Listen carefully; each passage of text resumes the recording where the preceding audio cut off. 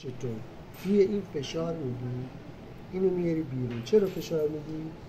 چون خون نیاد بیرون دیگه. ببین اینجا این چهار انگشت تو اینجوری فشار میدی که خون نیاد بیرون و این ماسموسکشو برمیداری اینجا میبندی. حالا خون تا این ته میاد.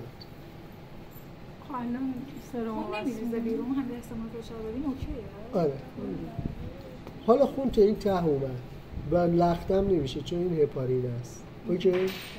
حالا اینو میذاری یه جایی که حالا کارش نداشته باشی.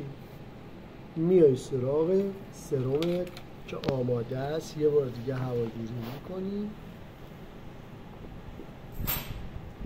توی یه فرصتی با انگشت این دسته اینو نگه میداری که خون نیاد. اینم بستی، چسبشو زدی، اینو باز میکنی، بلا فاصله اینو میبندی روش. انگشتمو میزنی. آره